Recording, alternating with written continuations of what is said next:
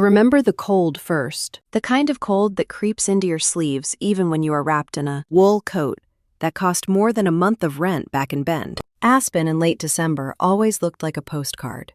White rooftops, pines dusted in snow, warm lights spilling from every lodge window. But that night, driving up the long private road toward my dad's $11 million estate, nothing about it felt like Christmas. It felt like stepping back into a life I thought I had buried 6 years earlier. My name is Lydia Rowan. I was 32 years old, and at the time everything happened, I'd been sitting in a rental car with the heater barely working, trying to breathe through the tightness in my chest. I know many of you listening come from different places and moments in your own life. What are you doing while listening to this story right now? For me, on that night, I was parked at the foot of my dad's driveway, watching snow drift beneath the street lamps, wondering if coming back here made me brave or just desperate. I pushed the door open and stepped out. The cold slapped me in the face. The driveway was lined with luxury cars, all of them gleaming under the floodlights. I could already hear music rumbling from inside the house, along with the hush of voices. Big party voices, important people's voices, the kind of people who would never let you forget a mistake, especially a mistake like mine. I walked in, and the warmth hit me immediately. Heat from the fireplaces, heat from the bodies packed into the grand living room, heat from the stairs that slipped toward me, then quickly away, as if my presence might stain their evening gowns. The Christmas gala at my dad's house always brought out Aspen's wealthiest: investors, philanthropists, real estate giants, people who only wore clothing with names stitched into the lining. And standing at the center of it all was my dad, Sterling Rowan, 6-1 years old, and richer than anyone needs to be. He was laughing loudly, telling some story with his arm around a man I vaguely recognized from financial news headlines. My dad had always been that kind of presence. Big voice, big smile, big ego. When he saw me, the smile stayed but changed shape, a tighter curve. More for show. "You made it." He said it like a line he had been coached to deliver. Before I could respond, someone bumped against my shoulder. I looked over, and there was my older brother, Damon, 35 years old. Perfect hair, perfect suit, perfect confidence. He gave me a once-over, slow and unimpressed. "Did not expect to see you here. Figured you would still be hiding up in Oregon." His tone had that bite I remembered far too well. The bite that used to make me feel small when we were teenagers, and that now just made me tired. Before I could reply, my younger sister Elaine drifted over, already holding a glass of champagne. 29 years old, an influential smile, eyes always measuring. "I cannot believe you came. This is so brave of you." Or maybe foolish, hard to tell which. I let their words fade. I did not come here for them. I came because my dad insisted, said this year was important. Said family needed to show unity. I should have known better. The party swelled around us, lights glowing against crystal, soft jazz humming through the speaker system. I tried to blend into the crowd, to breathe normally, to not let every glance feel like a reminder of the scandal that destroyed my life when I was 26. But the tension in the room was unmistakable. People whispered, heads tilted. They all knew my story. How Helix Capital let me take the fall for something I did not do. How my career burned before it ever reached its peak. How my dad stopped looking at me the same way he used to. A voice cut through the chatter. My dad. He tapped a spoon against his wine glass and the room quieted. One by one, heads turned toward him. There must have been 200 people there, maybe more. All of them waited for him to speak, because Sterling Rowan always had something to say. "As many of you know, my family is here tonight."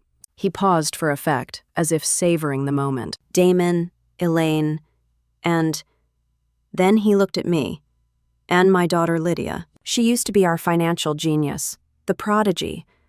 You remember those articles. Brightest young analyst in Manhattan. He chuckled, and people laughed politely. "And since she is here, maybe she can give her old man some financial advice tonight." He lifted his glass and added 2 words, with a smile that cut straight through me. Now, try to give me financial advice, idiot. The laughter this time was real. Hard. Loud. It filled the room and spilled into the hallway. My throat tightened. My stomach twisted. Elaine looked thrilled. Damon smirked. My dad kept smiling, as if humiliating me in front of 200 guests was the height of comedy. I forced myself to breathe. Slow, steady. Do not cry. Do not break. Not here. Not in front of them. My dad stumbled slightly, his hand knocking against the folder tucked under his arm. Papers spilled onto the floor. Documents, charts, summaries. For a moment, he looked annoyed, then waved it off. Someone gets that. I bent down before anyone else could.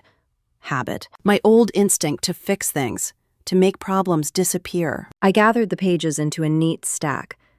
The top sheet caught my attention. A simplified cash flow overview, and even with only a glance, my stomach dropped in a different way. Something was wrong, deeply wrong. Missing funds, odd transfers, repetitive expenditures that did not align with normal operations, holes where there should have been balance, like a slow leak that someone had been hiding beneath clever formatting. In less than 10 seconds, my mind did what it had once been trained to do: pattern recognition, risk mapping. And everything pointed to one conclusion. Rowan Holdings was bleeding money. Not just a bad quarter, not just market fluctuation. This was a crisis waiting to detonate. I straightened up and handed the folder back to my dad. He barely looked at me. I heard myself say it before I could stop. If you really want my advice, then with what I just saw, Rowan Holdings will collapse in about 6 months. The words snapped through the room like a crack of lightning. Conversations stopped. Forks froze in midair. Every pair of eyes swung to me. My dad stared like I had grown 2 heads, and then he laughed. Not warm, not amused, but loud and dismissive. You are imagining things. Stay in your lane, Lydia. No one defended me. Not one person in that room. Damon crossed his arms. Elaine shook her head with that pitying smile she used only when she wanted to hurt me, politely. I set my glass down, picked up my coat, and walked out. No dramatic exit, no shouting. Just a quiet walk through a crowd of people who parted as if my shame might rub off on them. Outside, the cold felt almost gentle compared to the heat of humiliation burning through me. I got into my rental car and drove back to the small cabin I had rented near the base of the mountain. Snow fell the whole way, soft and relentless. When I finally collapsed into bed, exhaustion took over. But even then, my dad's laughter echoed in my head. I must have slept only a few hours, because when pounding on my door jolted me awake, the clock on the nightstand read 6 in the morning, spelled out as 6 o'clock. My heart jumped. No one should be here this early, not in a place this remote. The knocking came again, harder, urgent. I pulled on a sweater, padded to the door, and opened it. There stood my dad. No coat, no composure. His face pale, his hair a mess as if he had been tugging at it for hours. Lydia. His voice was low and raspy. I need you. He looked terrified, and that was the moment I realized my life was about to change again. He stood there, shivering in the thin morning light, and for a long moment, I could not speak. My dad never looked small, not once in my entire life, but right then, he looked like a man who had finally run out of places to hide. I stepped back so he could come inside. He walked past me without a word and sat at the small wooden table beside the window. I watched his hands. They were trembling. I made coffee mostly to give myself something to do, something steady to hold on to. He stared down at the knot in the table like it might open up and swallow him whole. When I set a mug in front of him, he did not touch it. Lydia, something is very wrong. He ran a hand over his face. I have been up all night. I sat across from him. What do you mean, very wrong? The papers last night were not just sloppy. Accounting. That is not what you want to tell me. He shook his head, eyes finally lifting to meet mine. I think the company is dying, and I cannot see the leak. I tried all night." He paused, as if that alone explained the desperation. In his world, he always had answers. He always knew where the fire was and how to put it out. Sterling Rowan did not beg for help, but he was begging now. He reached into his coat and pulled out the same folder from the party. The edges were bent from his hands clutching it. He slid it toward me. "I need you to look at this. I need you to tell me what you see. I need it to be wrong." His voice cracked, so quietly I almost missed it. I opened the folder, and for a moment, all I saw was white paper and black text. Then it shifted, like a camera lens tightening into focus, and suddenly I was 23 again, fresh into Helix Capital in Manhattan, standing in a glass office above traffic, and believing the world had finally opened its doors for me. I had been a star back then. People say it every day. Natural instinct. Fast mind. They assigned me to complex risk models when most analysts my age were still deciphering basic spreadsheets. I used to stay late because I loved it, because numbers made sense in a way life never did. And my dad had been so proud. He told anyone who would listen that his daughter had the sharpest financial instinct in the family. He even framed an article where Helix called me one of the youngest rising talents they had ever brought on. Then came 2018. $3.1 million vanished in a single morning, gone from an investment pool that I had monitored for months. At first, I thought it had to be a reporting glitch. There was no way that money could disappear without someone noticing. But someone had noticed. Me. And that was exactly the point. One by one, supervisors came into the conference room. Their voices were sharp, clipped. I remember the smell of burnt coffee and the bright lights buzzing overhead. I remember my own breath turning thin. They placed printed trade confirmations in front of me, each marked with my electronic signature. My heart sank. I had never authorized any of those. The name that should have been on them belonged to my brother. Noah had been 21 then, fresh out of college. He had gotten a junior position at a smaller firm nearby. He used to stop by Helix after work just to say hi. Sometimes he borrowed my computer when his laptop froze. I never thought twice about it, not until I saw his initials buried in the corner of the transfer chain, not until I saw the timestamp that placed him in the office right when the unauthorized trades were pushed through. But I knew my little brother. He barely understood half the systems I used. He would never try something like that on his own. He always needed guidance, direction, influence. Someone had been whispering in his ear. Someone older. Someone powerful enough to make him believe nothing bad would happen. Someone like Victor Hale. I had met Victor only once, a handshake at a charity luncheon. My dad admired him for his boldness. I admired him for exactly nothing. There was something wrong in his smile, a slickness behind his eyes. Later, I learned he had been circling Helix and several other firms, looking for weaknesses. He must have seen mine. When the investigation started, Noah disappeared. One day, his phone rang. The next day, it went straight to voicemail. My text sat unread. My parents said nothing, except that I had embarrassed them. My dad told me I had disgraced the family. Damon said nothing, but wore a satisfied smile. Elaine told her friends she felt bad for me, but that you reap what you sow. Within a week, my picture was plastered across financial news sites. Young analyst triggers multi-million-dollar mistake. I never got to explain. I never got to say that the electronic signatures had been duplicated. No one wanted nuance. They wanted a villain. They wanted a face to put on a headline. At 26, my career died, and Helix did not even send me a box for my things. They mailed a plastic bag containing a few pens and a coffee mug I never liked. I could not stay in Manhattan. Too many reminders. Too many whispers. I moved to Bend, Oregon, taking a job in a small outdoor gear shop, something mindless and quiet. I told myself it was temporary, but months became years, and my confidence shrank until I barely recognized myself. I closed the folder in front of my dad now and exhaled. The memories still stung. They always would. He watched my face closely. "What do you see?" I chose my words carefully. "I see trouble. Real trouble. Someone is draining money from Rowan Holdings. Slowly. quietly, and they are good at hiding it. He let out a shaky breath. I knew it. I knew something was happening behind my back, but I cannot tell where it is coming from. And you did not tell anyone, not even Damon. His expression tightened. I cannot trust anyone right now. It was strange hearing that from him. For years, he trusted everyone but me. I sat back. The room felt small in a way that made my throat tighten again. Why did you really come here, Dad? He blinked. You told me last night the company would collapse. I cannot ignore that. Not from you.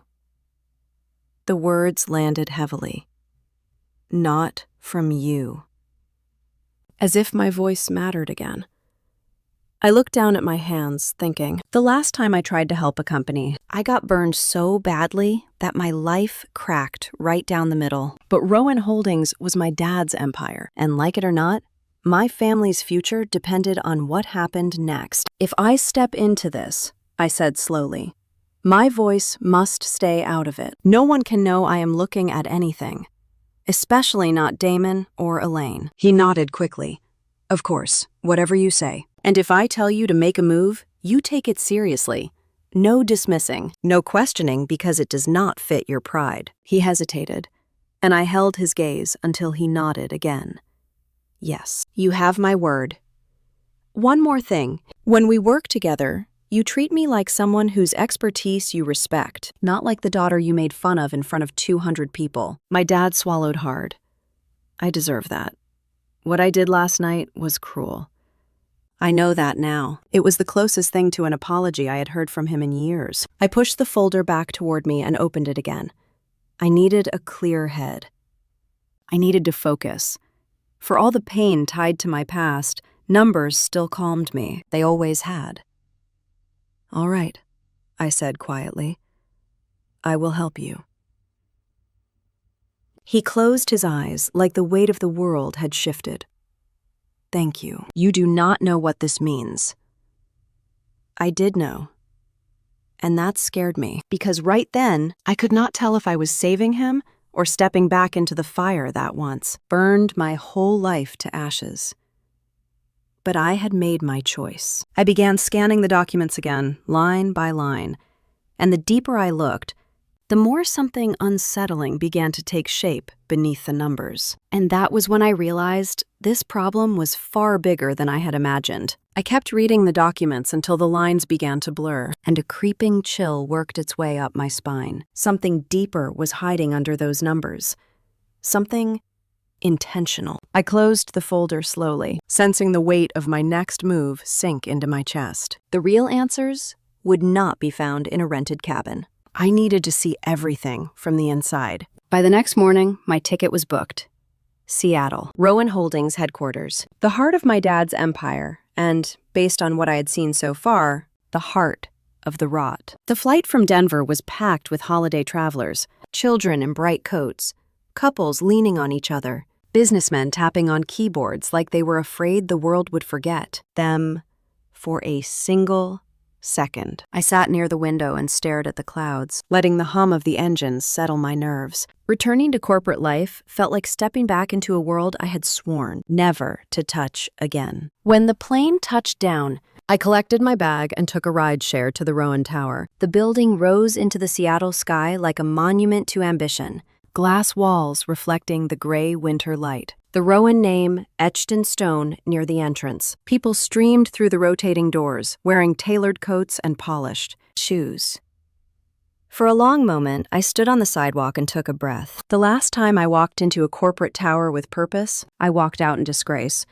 I pushed the memory down and headed inside. The lobby smelled of cedar and expensive coffee. Receptionists at the front desk smiled politely, but their eyes flickered with curiosity the moment I gave my name. It was the same everywhere. People recognized the Rowan name, and people never forgot a scandal. I rode the elevator up to the 35th floor. The doors opened to a wide space filled with glass-walled offices and the buzz of conversation. Before I could take it in, Damon appeared at the end of the hall. His expression froze for a second, then sharpened into something smug. "Well, look who decided to visit," he said as he walked toward me. His voice carried that smooth confidence he liked to wear like cologne. Are you here to eat for free or to beg for work?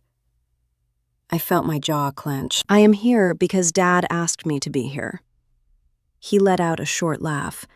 Of course he did. Because when things fall apart, the one you blame always suddenly looks useful again. I ignored the jab and stepped around him, but he leaned closer, lowering his voice. You show up now, after 6 years, and you think you get to be part of this family again. Do not fool yourself. Before I could answer, I heard the soft click of a phone camera behind me. I turned. Elaine stood a few feet away, phone raised casually, pretending to film the office space. Oh my gosh, she said in a sugary voice. I did not even see you there, Lydia. Or maybe I did. Hard to keep track. She lowered her phone and gave me a sweet, innocent smile that never reached her eyes. Trying to make content out of me, I said quietly. She shrugged. People like stories, and you always bring drama. I walked past her without responding, carrying the sting of their words like small shards under my skin. I did not have the energy to fight them. Not yet. I had come here for answers, not family reconciliation. At the far end of the hallway, a woman stepped out of an office, reading from a thin folder. Margot Ellery. I am 52 years old. Calm face, gray streaks in her dark hair, steady posture. She looked like someone who carried entire companies on her shoulders for sport. She lifted her eyes when she saw me. You must be Lydia. Her tone was steady and polite, neither warm nor cold. Professional, I nodded. And you are Margot. CFO for the moment, she said. I imagine you know how temporary that title can feel around here. She motioned for me to follow her into her office. I stepped inside, leaving Damon and Elaine behind like a pair of shadows that refused to dissolve. Margot's office was neat. Not empty neat, but lived in with intention. Photos of mountains on the wall, a plant on the windowsill, a mug on her desk that read, "Do not bother me until the numbers balance." She closed the door and sat down across from me. I know why you are here. Your dad told me. He told you. Margot nodded. He is worried, and he should be. Our cash outflow has not matched our reported expenses for several months. At first, I thought it was a miscategorization, maybe an issue with the accounting software. But the deeper I look, the worse it gets. She slid a stack of printed summaries across the desk. These are simplified, but they cover what we know so far. There are missing funds, patterns that repeat, payments that lead nowhere. It feels like someone knocking holes in the bottom of a boat and waiting for it to sink. I scanned the documents, and my pulse quickened. The numbers looked too familiar. Not exactly what I saw at Helix, but the same flavor, the same kind of shadowy movement. Money slipped away in small amounts that added up fast. Someone smart, someone patient. I looked at Margot. Has Damon seen this? Her hesitation said yes before she spoke. He insists everything is normal. He wants to handle the review himself, but every time I press him for more detail, he redirects the conversation. And he has been meeting privately with Victor Hale for the last few months. My stomach twisted. Victor, again. What about Elaine? Does she know anything? Margot exhaled. Elaine thinks she knows things. Mostly, she spreads whatever Damon tells her. I looked back at the reports. Payments leaving company accounts with vague descriptions. Third-party invoices with no attached contracts. A set of recurring transfers marked under operational expansion, but with no real destination. It was like watching water leak from a crack you could not see. And the more I read, the clearer it became that this was not mismanagement. It was manipulation. Someone was creating the illusion of a dying company, a slow death disguised as ordinary fluctuation, a quiet draining masked as growth. Margot tapped a page with one finger. Look there, that name, Cascade Meridian Partners. They appeared out of nowhere around spring. My breath caught. Cascade Meridian Partners. The name hit like a cold slap. I had seen a similar name back in 2018, a shell group that never fully matched any physical address. A silent partner in a transaction chain that led straight into the hole destroyed me. And here it was again. I tried to steady my voice. Have you met anyone from this group? Margot shook her head. No one has. All communication is done through email. No phone calls, no meetings. Damon claims they are a strategic investment partner, but that does not make sense.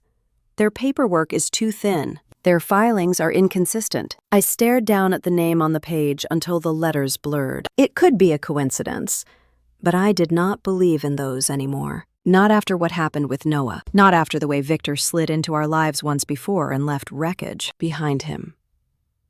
I closed the folder and took a slow breath. Margot watched me with careful eyes.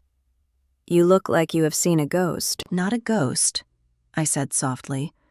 Just something I thought I had left behind. I stood and walked toward the window. Outside, Seattle stretched wide and gray beneath the winter sky. The city felt heavy, like it knew something I did not. Everything in my gut told me this was connected to 2018. Too many overlaps. Too many shadows wearing familiar shapes. If Cascade Meridian was tied to Victor, then this leak was not just about money. It was about sabotage, about power, about someone pushing Rowan Holdings toward the edge of a cliff while pretending to hold a safety net. Margot stood beside me. What are you thinking?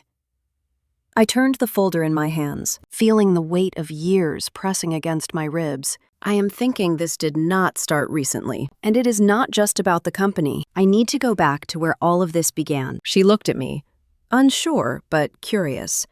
Which is where? 2018. I whispered it more to myself than to her. I need to revisit everything from that year, because the same fingerprints are showing up again. I did not say Victor's name out loud. Not yet, but I felt it like a bruise I had touched too many times. Margot nodded slowly. Then we dig. Outside, the clouds thickened, and the city dipped into a darker gray. I felt the shift in the air. The past was no longer buried, and someone had just given it permission to rise again. Cascade Meridian was more than a coincidence. I felt it pulsing under my skin the entire elevator ride down from Margot's office. 2018 was reaching for me again, tugging at threads I had tried so hard to cut loose. And if I wanted answers, I needed someone who understood both the law and the kinds of tricks Victor. Hale played behind polished boardroom doors. I left the Rowan Tower and walked through the cold Seattle air toward a brick building near Westlake. Inside was a small law office, where an old friend of mine, Theo Bergen, had worked for nearly 15 years. Theo was the kind of attorney who preferred facts over impressions, data over drama, and he always had a calm that grounded me when I started spinning inside my own head. His assistant recognized me and brought me straight in. Theo looked up from his desk, glasses perched low on his nose. Lydia Rowan. I wondered when you would walk back into my life. I sank into the chair across from him. You still have a habit of skipping greetings. He smiled faintly. Only when the situation calls for it. And judging by your face, this situation calls for it. What is going on? I slid the folder across his desk and opened to the page, showing Cascade Meridian Partners. His brows lifted as he scanned it. Theo, did you ever come across this name during the Helix mess? He leaned back and tapped a pen against the edge of the desk. Cascade Meridian. It was part of a cluster of shell companies tied to a private investor who never showed his face. The filings were scattered across 3 states with no real office, but they were involved in the transfer chain that led to the missing funds in 2018.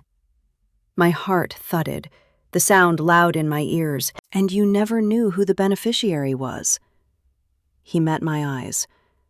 We had suspicions, just no proof. And without proof, no one wanted to challenge someone like Victor Hale. Hearing his name out loud made my stomach tighten. I took a slow breath. So if Cascade is back, then Victor is back. Theo did not answer at first. He looked down at the papers again. His silence was enough. Do you think he is the one draining Rowan Holdings?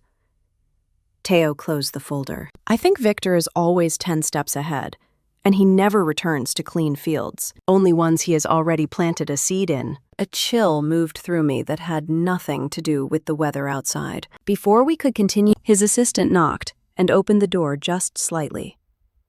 Sorry, Damon Rowan is here. And his sister. My blood ran cold. Teo glanced at me. You want to step out the back? No. I straightened in the chair.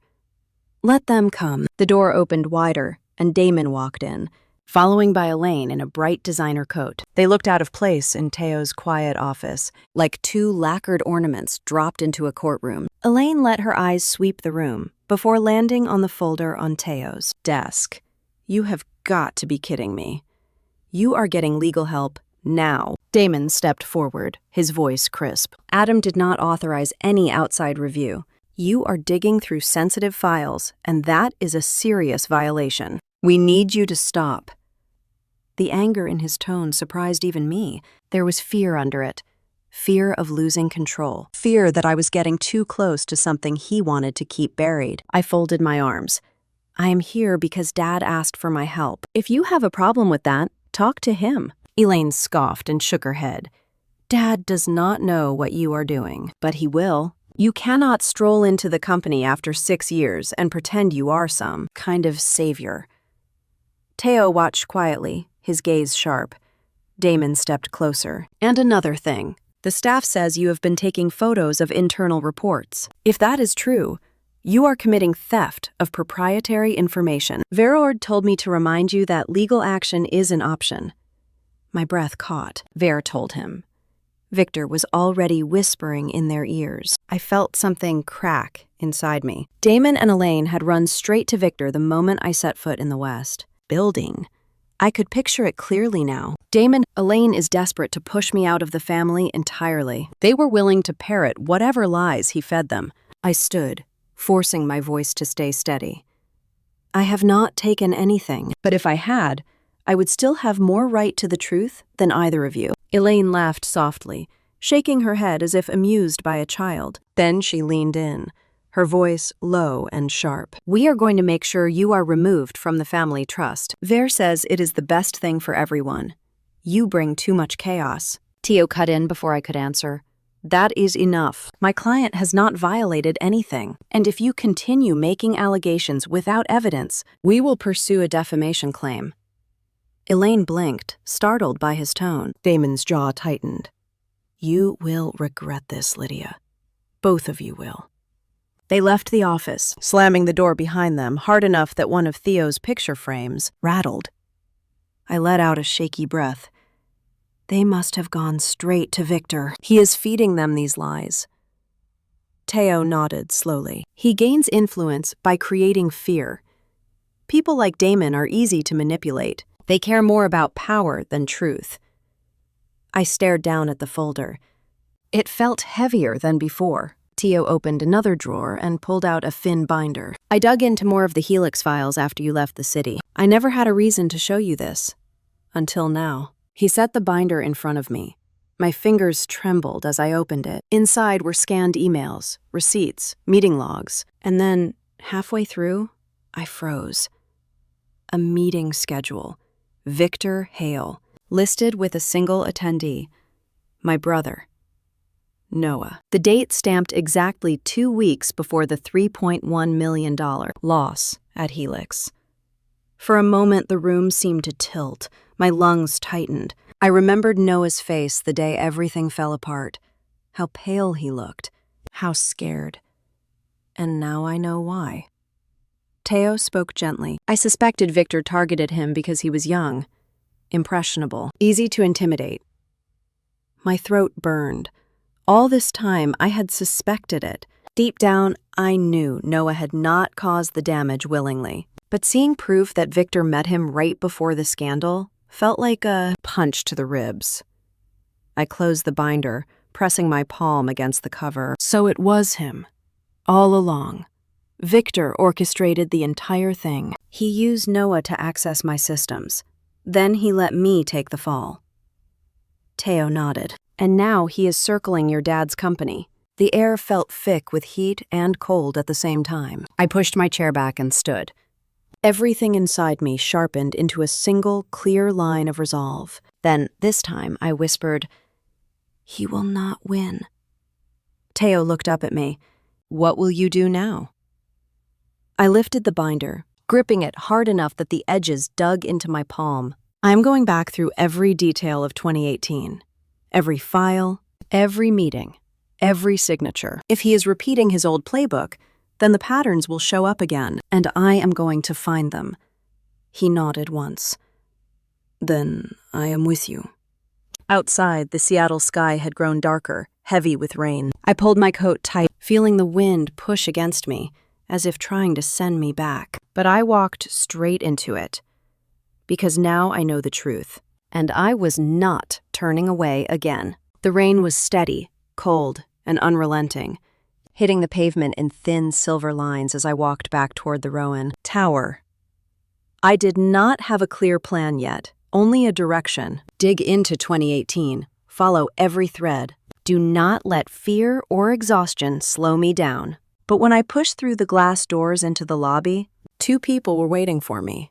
A man and a woman, both dressed in plain clothes, not suits, but there was something unmistakably official about the way they stood. Alert, calculating, watching. The woman stepped forward first, tall, dark curls pulled back, eyes sharp but not unkind. The man beside her looked younger, maybe mid-30s, with a calm steadiness that felt practiced. Lydia Rowan. My pulse skipped once. I did not recognize them, but something in my gut tightened. Who are you? The woman lifted a small ID wallet, but she did not flash it dramatically. She kept it low, subtle, almost cautious. I am Agent Marisol Vega. This is Agent Paul Rafferty. We are with the Federal Bureau of Investigation. The letters sat heavy between us. I took a slow breath. This has to be about Helix. Partly. Vega motioned to the seating area near the front windows. May we talk with you privately for a few minutes? I hesitated. Every instinct in me screamed to stay away from anything with legal weight. Helix had taught me what it felt like to be blindsided. But something in Vega's face was different. Not aggressive, not accusatory, controller, careful. I nodded and followed them to the chairs. Vega sat across from me, resting her elbows lightly on her knees. Rafferty stood off to the side, giving her space to lead. To be clear, Lydia, you are not under investigation, nor are you being accused of anything. My shoulders loosened by a fraction. Then why are you here? We wanted to speak with you about Victor Hale. The way she said his name made my skin prickle. I thought you already had him in your sights years ago. We did, Rafferty said quietly. And we still do. But Victor does not move in straight lines. He uses layers, proxies, shell entities, and he targets companies he believes he can influence from within. Like Helix, I whispered. Vega nodded. Like Helix. And now, Rowan Holdings. A cold heaviness settled in my stomach. I had suspected it. Tio had confirmed parts of it. But hearing it from federal agents made everything feel far more real. We have been tracking a network of questionable transfers for over 2 years, Vega continued. Some of those transfers tied directly to Cascade Meridian Partners. My heartbeat thudded in my ears. So he is back to his old tactics. Worse, Rafferty said. He is refining them. Vega leaned in slightly. We do not have the full picture. Not yet. But we know Victor has been using the appearance of financial instability to pressure certain executives into selling influence or shares at a discount. Sometimes he buys those assets quietly through shadow groups. Sometimes he pushes for leadership changes to place his own people in power. I swallowed. So he is building a takeover through fear. Vega nodded once. Fear has always been Victor's favorite currency. I looked down, my voice low, and my family walked right into it. Rafferty finally spoke. We read the files from the Helix case. We know you did not authorize those trades. A bitter laugh escaped before I could stop it. Funny. No one cared about that at the time. Vega's expression softened. We know more now, including things we could not prove back then, one of which concerns your brother. My breath caught. Noah. Vega chose her words carefully. Your brother was approached by someone associated with Victor 6 years ago. He was pressured into participating. He did not know the full scale of what was happening, but he was threatened. The word hit like a punch. I felt heat rise in my chest. By Victor himself.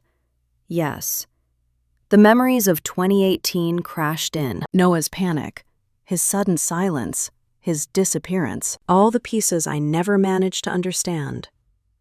Rafferty added quietly, Noah has been trying to make contact with us for several weeks. We missed some of his attempts because he used channels not typically monitored.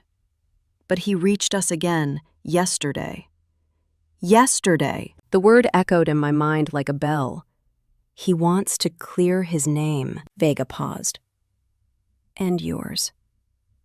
My eyes blurred with sudden pressure. I looked away, pretending I was just searching the lobby. But the truth was simple. I had carried anger toward Noah for years. Grief, confusion, but never hatred. I could not hate him, not even at my worst. And hearing that he had been threatened, manipulated, used, twisted into a pawn by Victor Hale, it broke something inside me and repaired something else at the same time. I exhaled slowly. So where is he now? Vega hesitated. He is safe. He is willing to meet with you, but he asked us to talk to you first. Why? Because he did not want his sudden reappearance to overwhelm you, because he knows how much harm was done, because he wants to fix what he can. My throat tightened. I pressed my fingers together to ground myself. Why tell me all of this now? Why not wait until you have a full case? Because you may have access to information we do not, Rafferty said. Information from Rowan Holdings, and because we believe Victor is preparing his final play. Something significant. Something soon. A takeover. Vega nodded. The pattern fits. Create chaos. Depressed valuation.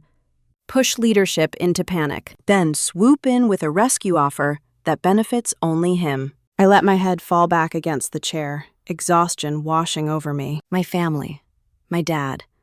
The company he had spent his life building. It was all in the crosshairs of the same man who had taken everything from me 6 years earlier. And now I was being asked to walk straight back into that storm. I lifted my eyes slowly. What do you need from me? Only what you are willing to give, Vega said. We are not asking you to act as our agent, but if you see anything that confirms Victor's involvement, anything that shows a pattern, we want to know. You can reach either of us anytime. She handed me a small card with her contact information printed in clean, black ink. Then she added softly, and Noah wants to meet with you when you are ready. My heart squeezed tight at the thought of seeing him. Part of me longed for it. Another part feared it. The same fear you feel when approaching a door that once opened into a nightmare. I closed my fingers around the card. Tell him I will meet him. Vega and Rafferty stood. They did not rush me. They did not warn me not to tell my family. They treated me like someone capable of judgment, not like someone who had once made headlines for losing $3.1 million. Before they walked away, Vega paused. One more thing. We do not expect you to carry this alone. Whatever Victor is doing, he has been planning it for years. But you, Lydia, are the one person he never expected to get back up. Rafferty nodded. And that scares him more than anything. They left as quietly as they arrived, their footsteps fading into the lobby's soft echoes. I sat there for a moment, cards still tight in my hand. Noah. Victor. My family. Rowan Holdings. Helix. 6 years of buried wounds cracking open at once. The puzzle pieces were finally aligning. I stood and headed for the elevator, the card burning warm against my palm like it carried its own heartbeat, because now there was no turning back. That thought followed me all the way down the coast the next day. I took an early train from Seattle to Portland, the kind that hugged the water and rolled past fog-covered trees and sleepy little towns. I watched my reflection in the window more than the scenery. The woman looking back at me had sharper eyes than the girl who left Manhattan 6 years earlier. But I could still see the same old fear around the edges. Meeting Noah again scared me more than facing any boardroom. Agent Vega had sent me a simple message that morning. A time, a place. A small coffee shop tucked away on a side street just outside downtown. Portland. Nothing fancy. Brick walls, old wood floors. The kind of place where students spread out textbooks and older couples shared quiet conversations over steaming mugs. My hands shook when I pushed open the door. The bell above it chimed softly. The smell of espresso and baked bread wrapped around me, warm and familiar. For a moment, I stood there, trying to steady my breathing. Then I saw him. He sat at a corner table by the window, a half-finished cup of coffee cooling in front of him. 27 years old, but he looked older. Not in his face exactly, but in the way he held his shoulders, in the way his eyes flickered toward every sound. My heart twisted. The last time I had seen my little brother, he had been running out of the Helix building with his tie crooked and his face drained of color. Now he sat completely still, as if any sudden movement might shatter the thin glass of the moment. He looked up and saw me. For a second, his face went blank, then cracked with something between relief and sorrow. I walked over on legs that felt unreliable and stopped at the edge of the Berg table. He rose so fast his chair scraped the floor. Lydia. He said my name like a prayer and a confession all at once, though he did not put it into formal words. It was in his eyes, in the tightness of his jaw. We just stared at each other for a long heartbeat. The noise of the coffee shop faded into a dull hum behind us. I finally sat down and nodded for him to do the same. My throat felt dry. You look different, I managed. Older, he almost laughed, but it came out as a rough exhale. 6 years will do that. The silence that followed was thick. All the things that had happened between us hung in the air like smoke. I did not ask him why he disappeared. I already knew the surface reasons. What I did not know were the details, the parts he had been too ashamed to say back then. He wrapped his hands around his mug, even though the coffee was nearly cold. I have gone over this conversation in my head 1,000 times, he said quietly. None of the versions I rehearsed feel good enough. Just tell me the truth, I said. Start there. He nodded slowly and looked down at the table as he spoke. When I got that first job in the city at 21, I was so proud. Everyone knew you were the smart one, the star. I wanted to catch up somehow. I wanted Dad to look at me the way he used to look at you. Then Victor showed up. My stomach tightened at the name. Ver had always known exactly where to press. Noah continued. He came into the firm as this legendary investor. People whispered about him in the hallways. Powerful, connected, untouchable. One day he stopped by my desk and said he had noticed my work, that he saw potential. I could picture it, Ver leaning on the partition, smiling that polished smile, making Noah feel like the center of the universe. He invited me to lunch, Noah said, at some restaurants I could never afford. He talked about opportunity, about how some doors only open once. He said with my access, I could help him with something small, a quick transfer, a temporary shift. Nothing illegal, he promised, just creative. My hands curled into fists in my lap. I told him I was not comfortable, Noah said. First, he kept pushing. He said he would mentor me, introduce me to people, maybe even help me get into Helix one day. And he said if I did not help, he could make sure I never worked in finance again, that he knew how to ruin reputations. I could hear Victor in those words, calm, detached, like he was discussing the weather, not my brother's life. It made my skin crawl. So you did what he asked, I said softly. Noah nodded. The first couple of transfers seemed harmless. He framed them like testing system integrity. Then he wanted access to the internal platforms at Helix. He knew you would let me use your terminal when my laptop crashed. He told me exactly when to log in, what to click. I thought it was still some kind of audit. I did not know he was lining everything up in your name. The shame in his voice cut me. He took a shaky breath. The morning the $3.1 million went missing, he called me before work. His tone was different, harder. He said everything was set, and if I backed out now, he would drag me down in ways I could not imagine. He said he had recordings of our conversations, that he had screenshots, that he could make it look like I acted alone. So he trapped you, I murmured. He nodded again. When the investigation started, I panicked. I knew you were going to get the blame. I tried to go to Dad, but he shut me down before I could even open my mouth. Said you had made your choices. said I was not to mention it again. Then Victor called and told me to disappear for a while, saying it would be better for everyone. Hearing that nearly took my breath away. David had unknowingly become another tool in Victor's hand, silencing the one person who could have cleared me.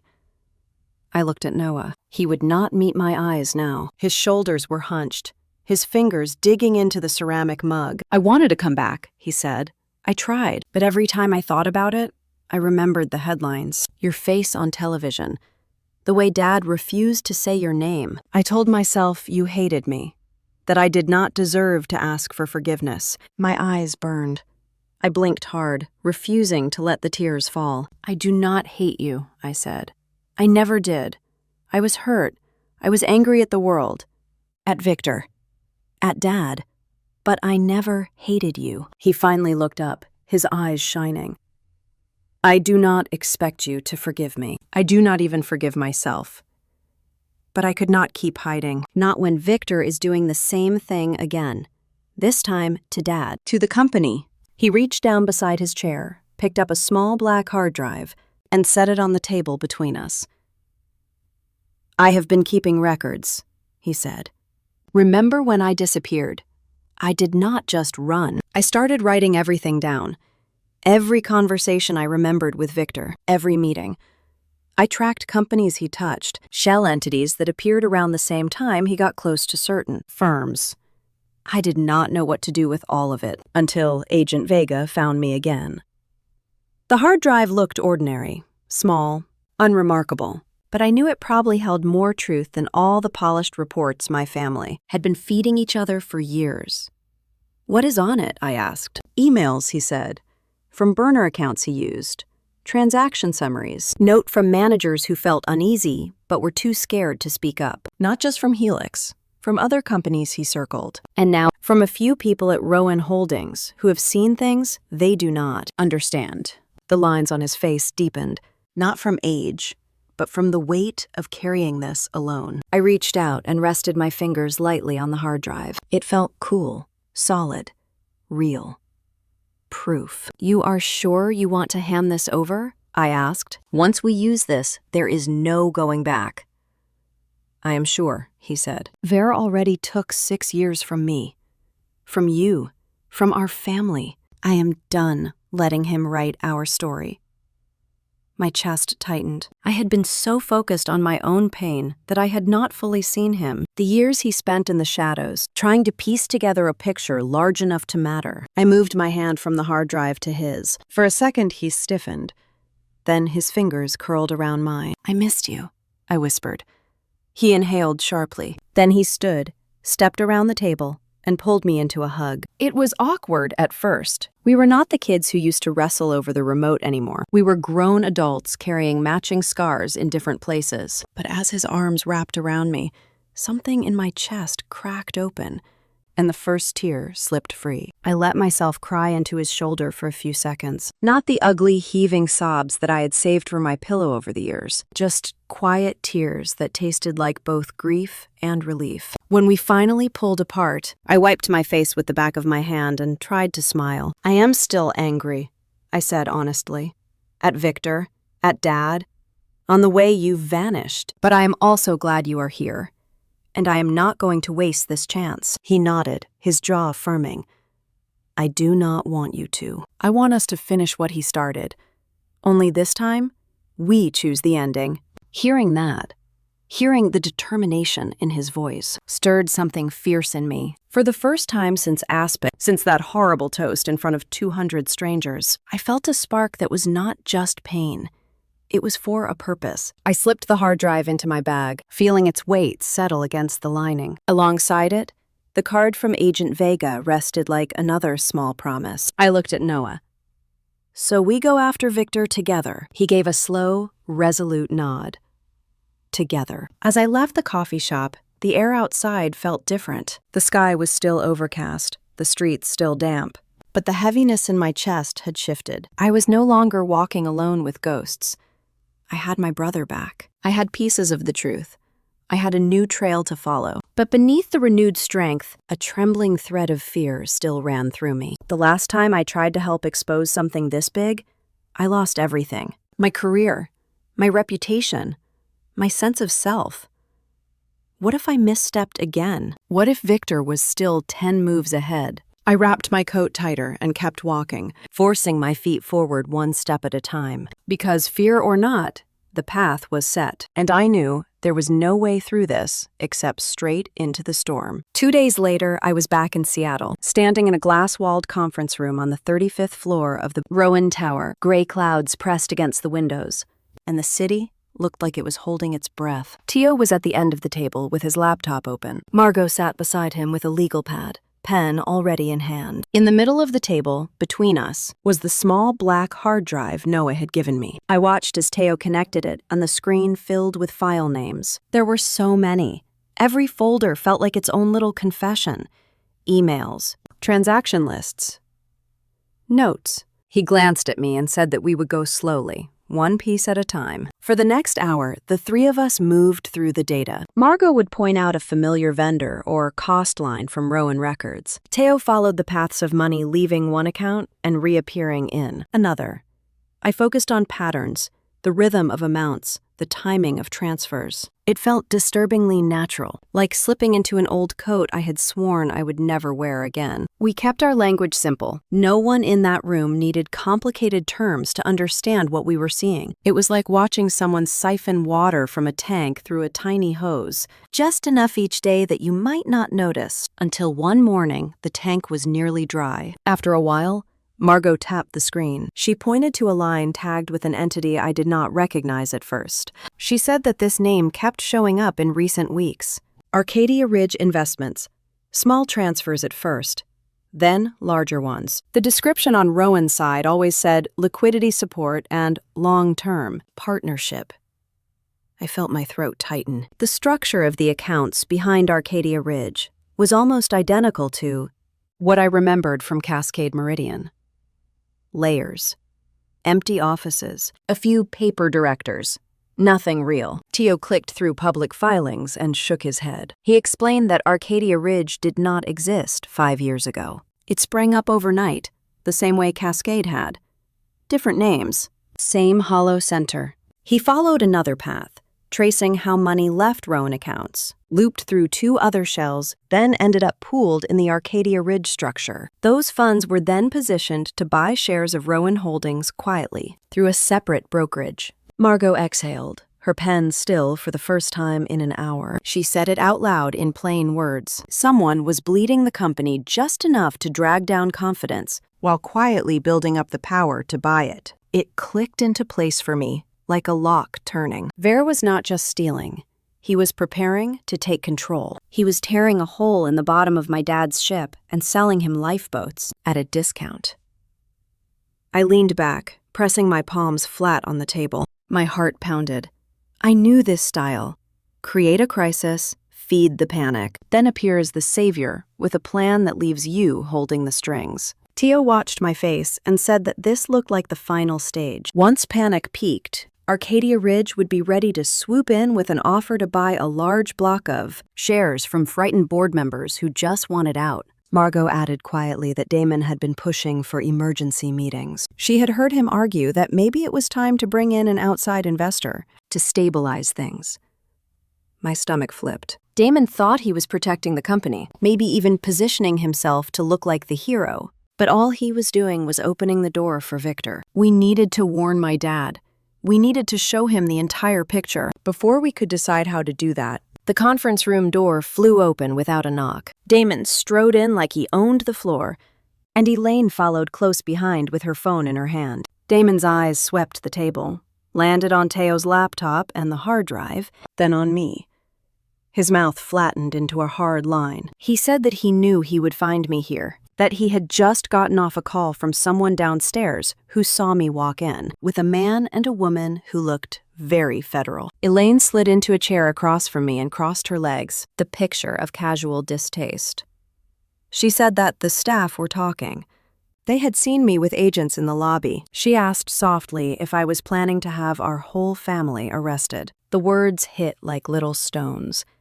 I could feel Margot stiffen beside me. I kept my voice as calm as I could. I told them that the agents were investigating Victor, not us. That they believed Rowan Holdings was being targeted the same way Helix had been. Damon scoffed. He said that it was convenient how every disaster in my orbit somehow looped back to me playing victim. He called me dramatic, said I was stirring up fear to position myself as some kind of savior. As he spoke, the door opened again. My dad stepped in. He looked tired. More tired than I had ever seen him. His eyes went from Damon to me to the hard drive on the table. He asked what was going on. Damon jumped in before I could answer. He told Dad that I had brought in lawyers and federal agents, that I was digging through confidential records, taking information out of the building. He said that I was collaborating with outsiders to undermine the leadership, under the guise of protecting the company. Elaine chimed in with a soft voice, playing the concerned daughter. She said that she loved me, but she was worried, that I seemed obsessed, that this looked like an attempt to seize control. She mentioned that a few board members were nervous, that would make me look unstable, make themselves seem loyal, all while Victor stood somewhere in the background, pulling on their strings. My dad turned to me, his face stern. He said that he needed to hear my side, and he needed it quickly, because he did not have the energy for more chaos. I had spent days tracing a pattern that led straight to the man who nearly destroyed me. I had faced down old shame and new fear, and yet here I was, being asked to justify myself like a rebellious teenager. I swallowed hard and told him what we had found in plain language. That money was flowing out of Rowan Holdings into empty entities that did not make sense. That Arcadia Ridge was structured exactly like the old shells that had been, tied to Victor. He looked overwhelmed. His eyes darted between us. He wanted to believe me. I could see it. But he was also drowning under pressure, under board demands, under his own pride. Damon added that Victor had been a loyal advisor for years, that he had helped close several large deals. He painted Victor as trustworthy, and me as the unstable element stirring up trouble. Elaine added that voice of concern again, saying that she did not want Dad to make decisions based on paranoia. The room felt like it was tilting. I saw the doubt settle in my dad's eyes, and it cut deeper than any headline ever had. He told me he needed space to think, that he could not have me bringing in outside forces without his approval, that this was still his company. Every word landed like a slap. He did not outright accuse me, but the message was clear. He did not fully trust me either. My throat burned. I wanted to scream, to throw every file onto the table and demand that they open their eyes. But I also knew that screaming never changed his mind. It would only make me look exactly how Damon and Elaine were painting me. So I swallowed my hurt and said that I would leave the building for now, that I had no intention of hurting the company, that all I ever wanted was the truth. They let me walk out.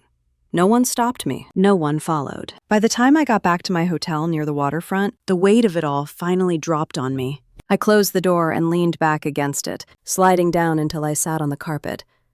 My chest hurts. My head throbbed. My hands shook.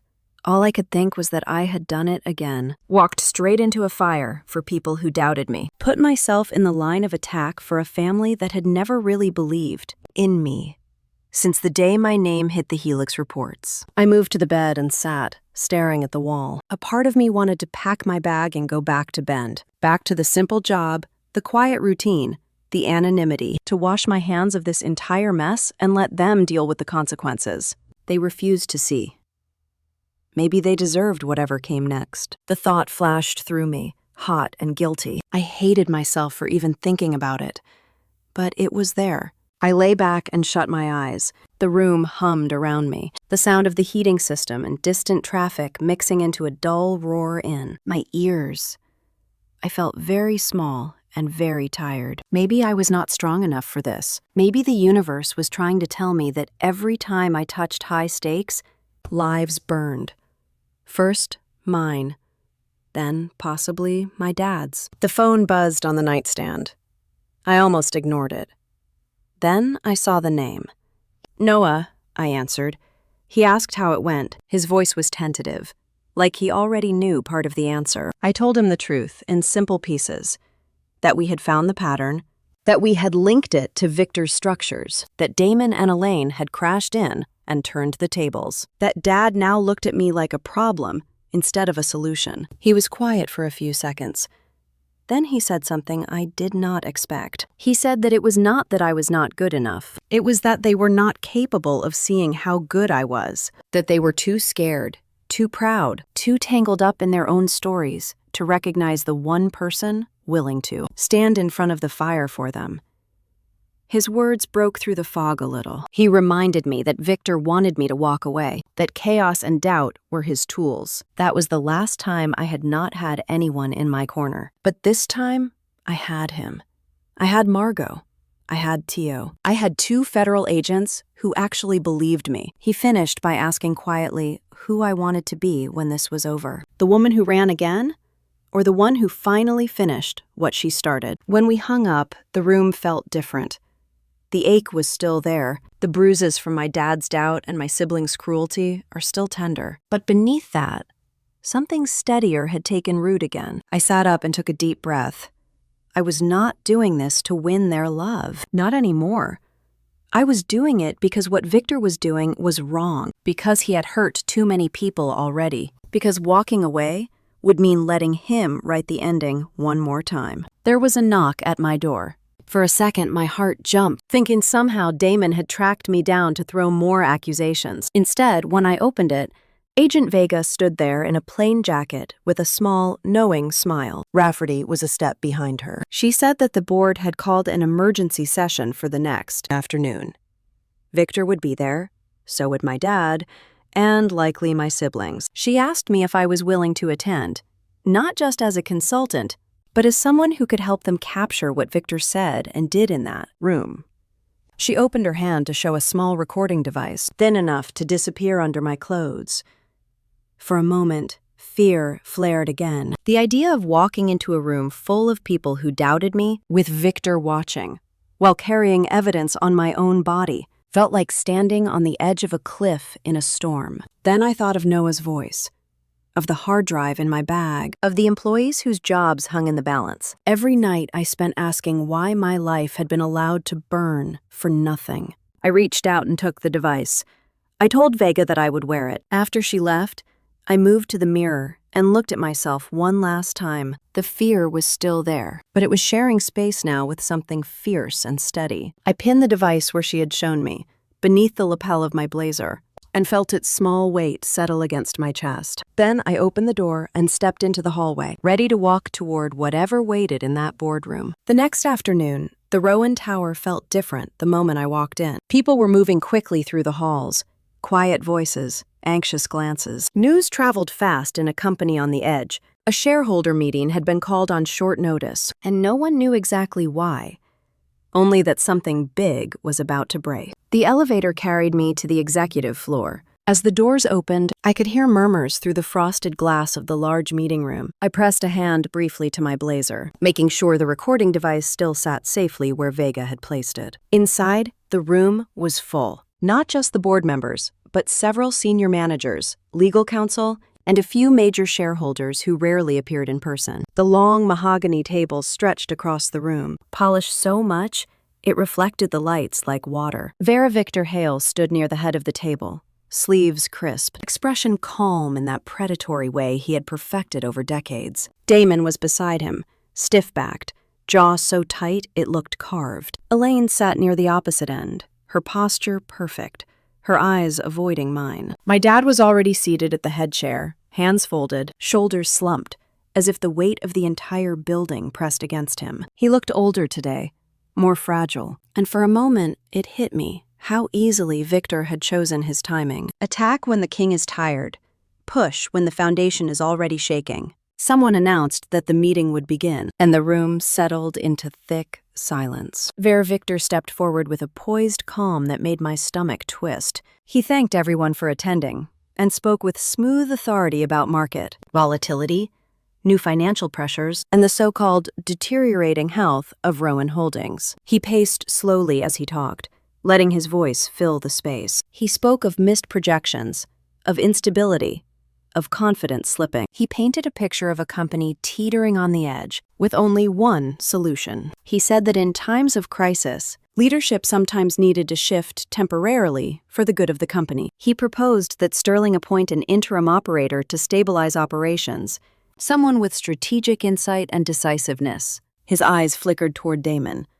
I felt fury rise hot in my chest. My dad's hands trembled slightly on the table. He cleared his throat, but no words came out at first. When he finally spoke, his voice was thin. He said he wanted the company to survive, that he would do what was necessary, but he wanted clarity. Victor slid a folder across the table. Inside were charts, partial reports, select data, carved to fit his own narrative. They looked official enough to convince anyone who had not seen the full truth. Damon nodded firmly, adding that immediate action was vital and that stepping aside temporarily would not be weakness, but wisdom. Elaine chimed in softly, saying it was painful, but perhaps for the best. The betrayal burned.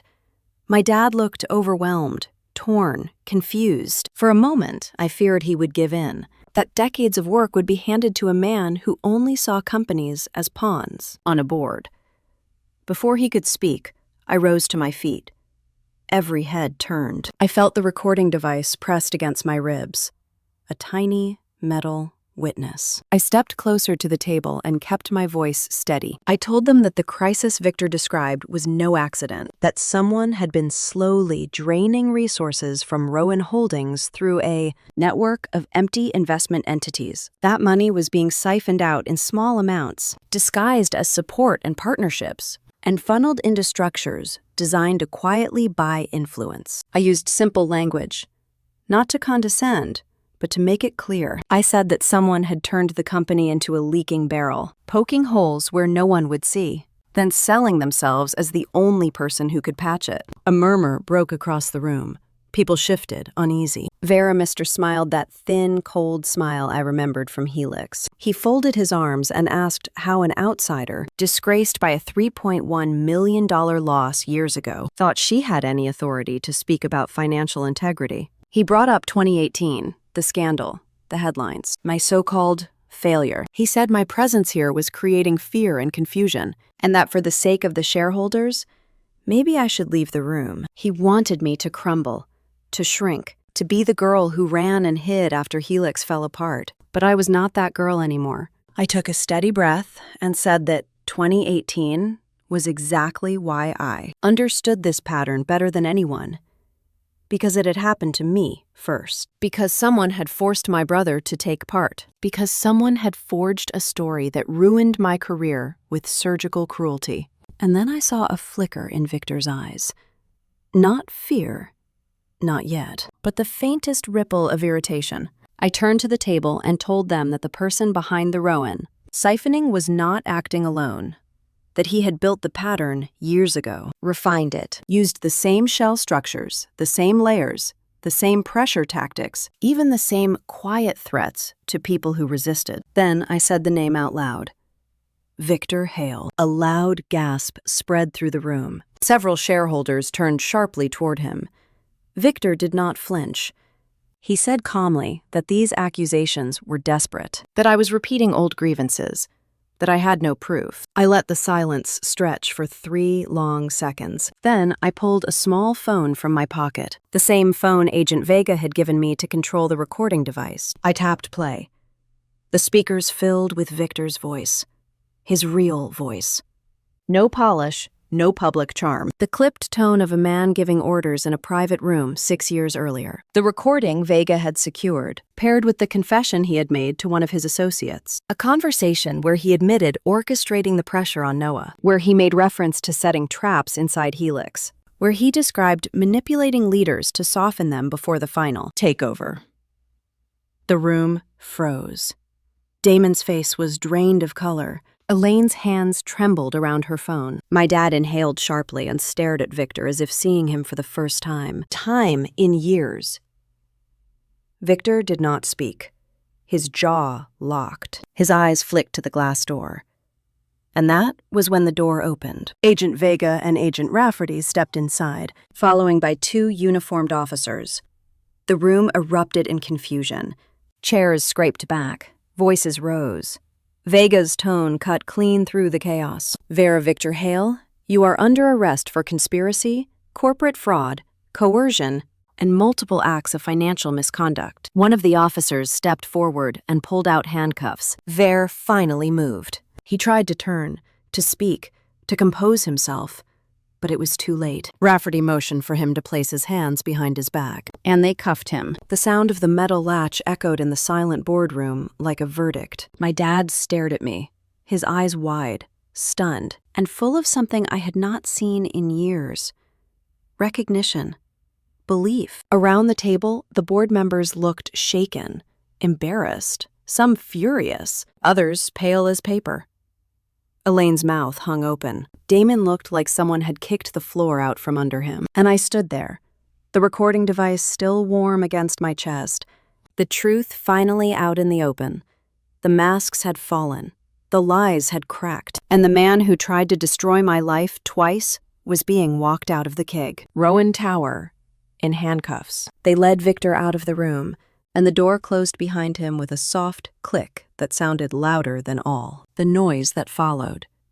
For a few seconds, everyone talked at once. Chairs scraped back, papers rustled. Some of the board members whispered frantically to each other, already trying to rewrite their own parts in the story. A few of them could not even look at me. Others stared openly, like they were seeing me for the first time. Through it all, my dad stayed seated at the head of the table. His hands were still on the polished wood, fingers spread like he needed to feel something solid beneath them. His eyes followed Victor until the man disappeared from view, then slowly shifted to me. The room quieted little by little, like someone turning down the volume on a television. Margot stood near the middle of the table, her face pale but composed. Tio had moved to the back of the room, giving space, watching carefully. One of the older board members finally cleared his throat and said they needed to understand what had just happened. His voice shook a little. Another asked how long the investigation had been going on. Someone else muttered about liability, about headlines, about damage control. Agent Vega answered in calm, measured tones. She explained that Victor had been under investigation for more than 2 years, that the recording was only one piece of a much larger case. She did not give details she could not give, but she gave enough. When she finished, the room sat in heavy silence again. Then Margot turned toward me. Her voice was clear, and there was something steady and kind in it. She said that whatever anyone felt about federal agents in the building that day, one thing was beyond argument. That the person who saw the pattern first and had the courage to speak up was me. She said that if I had not forced everyone to look at what they did not want to see, they might have handed the company over to the very man who was quietly bleeding it dry.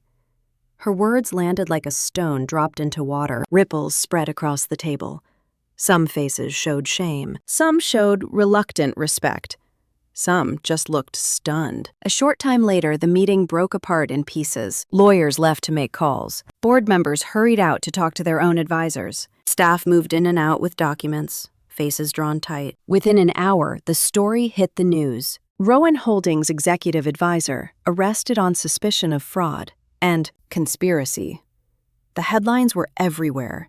Televisions in the lobby, phones in people's hands. Some of them showed old photos of Victor at charity galas, smiling for cameras. Some of them showed the glass front of the Rowan Tower with text running underneath. For the first time in a long time, my name was not the one in bold print under the word scandal. Later that afternoon, I stood by one of the big windows in a smaller conference room, watching the gray sky deepen over Seattle. The city lights were beginning to blink on one by one. My reflection in the glass looked tired, but there was something new in my eyes. Not joy exactly, not yet. Just a quiet relief that the worst rot had finally been dragged into the open air. I heard the door behind me open. I turned and saw my dad come in, alone. For a moment, he just stood there, hands at his sides, looking like a man who had gone 10 rounds in a fight he never saw coming. He said my name softly, not sharp, not annoyed, just Lydia. I braced myself out of habit, waiting for criticism, for some sideways comment about collateral damage or timing. Instead, he walked to the table and rested his hands on the back of a chair, gripping it like he needed the support. He said that for years, he had believed he was the smartest man in most rooms he entered. That he prided himself on reading people, on spotting weaknesses, on staying ahead. But he had not seen Victor for who he really was, not when it mattered. And he had not seen me either. My chest tightened.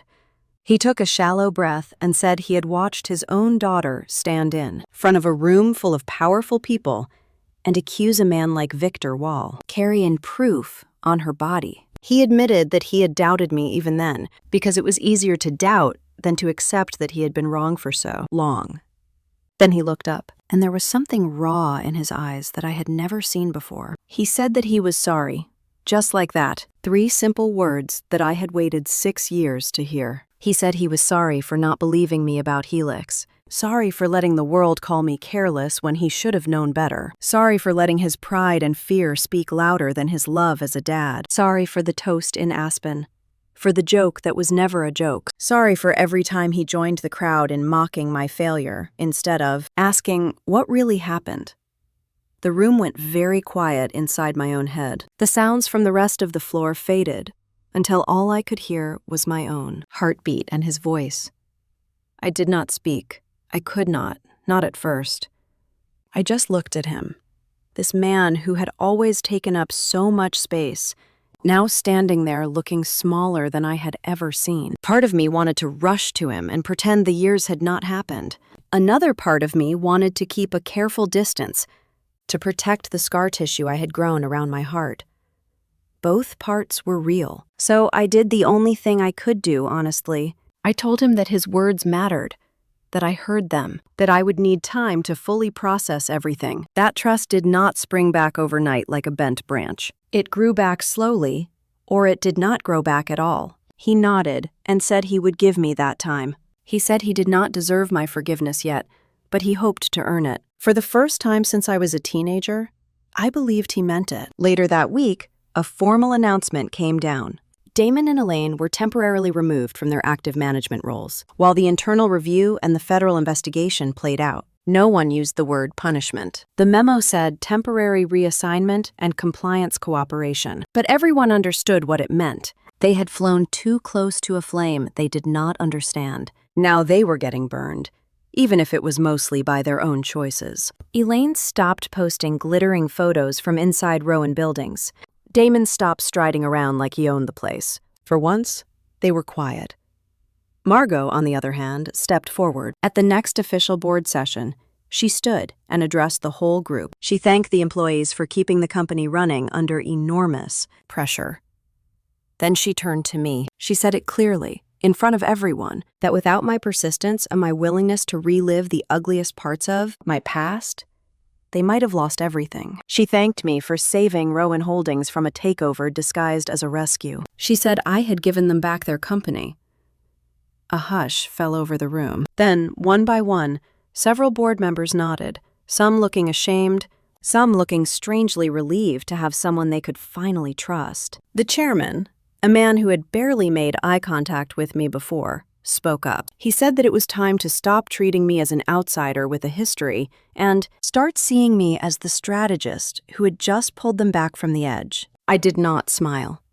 Not then. I simply said that if they wanted the company to survive, they needed to stop chasing flash and start honoring the slow, solid work that actually held the place together. They asked me to present a plan. So I did. I walked them through it in straightforward language. I did not talk about complex models or fancy structures. I talked about cleaning up leaks, shutting down useless shell agreements, cutting the ties to entities like Arcadia Ridge, and rebuilding around the real assets that still held value. I talked about protecting employees at the foundation instead of protecting egos at the top. I talked about transparency and simple, clear reporting that anyone in the room could understand. As I spoke, I saw heads nodding. Some slowly, some quickly. My dad watched me with a focus I had not seen in years, like he was trying to memorize every word. When I finished, the chairman called for a break, then for a vote. The plan passed.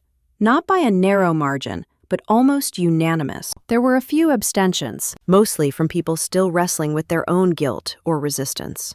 But no one voted against it. As the room began to disperse, Margot crossed over to me and squeezed my hand. Her eyes were bright. She said that whatever happened next, I had changed the story here. On the other side of the room, my dad stood alone for a moment, watching me. There was pride in his expression, but not the showy kind he used to parade at parties. It was quieter, humble, mixed with something like wonder. He looked at me like a man who had just found something precious he had lost a long time ago and never thought he would see again. His daughter. 6 months passed after that day, though sometimes it felt like 6 minutes, and other times like 6 years. I split my time between Seattle and Bend, but the rhythm of my life began shifting in a way I had not expected. Some days I would stand on the balcony of my small rental in Bend, looking out at the pine trees swaying in the morning breeze, and wonder how everything had changed so completely in such a short stretch of time. Rowan Holdings did not just recover, it steadied itself, then surged like a boat freed from a weight that had been slowly dragging it. Underwater. Margot led with quiet strength. The board followed her guidance, with fewer arguments than I had ever seen, and the employees seemed to breathe easier each week. The leaks were plugged. The shell agreements were eliminated. The real investments began working again. I visited the Seattle office every other week at first, then only once a month. Every time I walked through the glass door, someone I barely knew would stop me in the hallway to say thank you. Not dramatically, not in long speeches. A nod, a hand on my arm, small gestures from people who understood just how close they had been to losing their jobs and their sense of stability. And for the first time, those simple moments mattered more to me than any award or title I had once chased. Damon and Elaine did not leave the company. The board did not want a public family fracture. And maybe they understood that mistakes driven by ego are different from mistakes driven by cruelty. They were reassigned to roles with limited influence, monitored closely, and required to complete compliance training. It was a softened version of justice, the kind that bruises but does not break. Karma had a strange sense of balance like that. They avoided me at first. Damon could not look me in the eye for weeks, and Elaine would turn abruptly whenever she saw me in the hallways. But time softened the edges. One afternoon, during a strategy meeting, Damon stopped me on the way out to say he was glad the company had stabilized. The words sounded stiff, but real. A month later, Elaine left a small note on my desk that said she hoped I was getting some rest, and thanked me for what I had done. She even wrote her name at the bottom, something she had not done on any message she sent me in years. I accepted the gestures without pushing them too far. Some doors were better opened slowly. Noah changed the most in those 6 months. After meeting with federal agents regularly and helping them connect patterns from Victor's earlier schemes, he was offered a position with an independent financial analysis group that worked alongside regulatory teams. It was not glamorous work, but it was honest, steady, and free from the kind of pressure that had once suffocated him. He moved to a quiet apartment on the east side of Portland and called me every few days, sometimes to ask about work, sometimes just to talk, like we were making up for 6 years of missing time in tiny pieces. He was learning who he was again, and I was learning to trust that he would not disappear. Our conversations often ended with a small laugh, something soft and warm that had not existed between us since we were kids. As for my dad, something in him shifted after Victor's arrest. Maybe it was the public embarrassment. Maybe it was the private realization that ego had nearly cost him everything. Or maybe he finally understood that trust should not be granted to the loudest voice, but to the one who stayed steady even when the world tilted. At a quarterly meeting held in the large auditorium on the 15th floor, he stood at the front of the room with the microphone in hand. I had no idea he planned to speak. I sat in the 4th row between Margot and Theo, half listening, half thinking about the long list of tasks waiting on my laptop. Then he said my name. He paused long enough for everyone to turn and look at me. He told the entire company that he owed me more than could be measured in numbers or charts. He said he had failed me in 2018, and again in the years that followed. That he had let pride blind him and fear guide him, and that I had given him a second chance he did not deserve. He said he wanted everyone in the room to understand that strength sometimes looks like silence, patience, and resilience, not the loud bark of authority. He said he hoped he would spend the rest of his life trying to be a dad worthy of the daughter who saved his legacy. I sat very still as he spoke, my hands folded in my lap. A wave of emotion rose in me, too complicated to sort into simple categories. Gratitude, sadness, relief, the ache of what had been lost, the warmth of what was slowly being rebuilt. I did not cry, but I felt something inside me loosen that had been tight for a long time. After the meeting, he walked up to me without saying a word and pulled me into a hug. A real one. Strong, warm, familiar in a way that made my throat close up. I let myself rest there for a moment. Then I pulled away gently and told him we would figure things out, one piece at a time. I could have stayed with the company. Many people expected me to. Some board members hinted that a leadership role was waiting if I wanted it. Even Margot asked quietly if I would ever consider returning full-time. But the answer in my heart was clear. I had spent years trying to find power in boardrooms and corporate titles. I had spent even longer believing that success was the only way to earn them. Love I wanted. Now I know better. So I moved back to Bend, not to hide, but to begin again. I rented a small space above a bakery downtown and opened an independent consulting practice. Nothing fancy, just a simple office with 2 desks, a window that overlooked the trees, and a pot of coffee that always seemed to taste better than any I made in. Seattle. Clients came slowly at first. A small business, a local nonprofit, a retired couple trying to understand their investments. I kept every explanation simple and human. I talked about values as much as numbers, about stability as much as growth, about integrity as much as strategy. Word spread.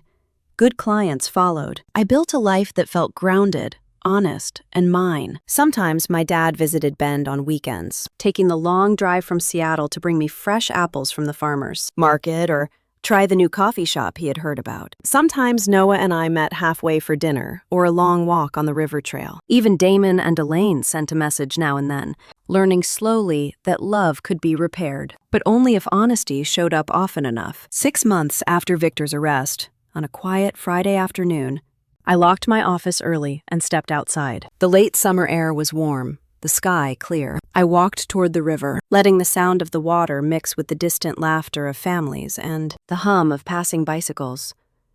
I sat on a bench and watched the river slide past. I thought about 2018, about Helix, about the girl who had once blamed herself for things she never controlled. I thought about Aspen, about the toast that had sliced through me like a knife. I thought about the boardroom where I finally said the truth out loud with a microphone pinned to my chest.